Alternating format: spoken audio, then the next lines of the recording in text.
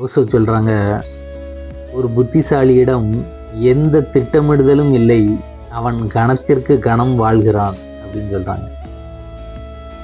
ஆகாயத்திலே மிதந்து செல்லும் வெண் மேகங்களைப் போல் அவனுடைய வாழ்க்கை இருக்கிறது. அவனுக்கு எந்த லட்சியமும் இல்லை, அவனிடம் எந்த வரைபடமும் இல்லை அப்படின்னு ஓஷோ சொல்றாரு. வாழ்க்கையில நாம இலக்கு அப்படின்னு ஒண்ணு நோக்கி பயணிச்சோம்னா நம்முடைய வாழ்க்கை பயணத்தை நாம் தவற விடுகிறோம்னு ஓஷோ சொல்றாரு. இந்த வாழ்க்கை பயணமே இவ்வளவு அழகாக இருக்கும்போது நாம் ஏன் இலக்கை பற்றி கவலைப்பட வேண்டும்? எவ்வளவு அற்புதமான வரிகள் இல்லை? வாழ்க்கை பயணமே அழகானது. ஒரு புத்திசாலியின் குறிக்கோள் வாழ்க்கை பயணமாக இருக்க வேண்டும். திட்டமிடுதல் என்பது அறியாமையில் வருகிறது. நீங்கள் திட்டமிடாமல் செய்வதே மிகச்சிறந்ததாக இருக்கும்.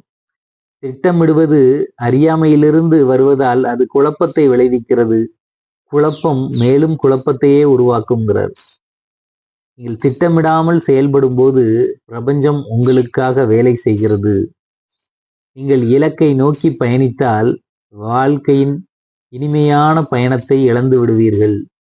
கணத்திற்கு கணம் வாழுங்கள் அப்படின்னு ஓஷோ சொல்றாங்க. எவ்வளவு அற்புதமான விஷயம் இல்ல? வேற லெவல். ஓஷோ சொல்ற ஒவ்வொரு வார்த்தைகளுமே வைரங்கள்.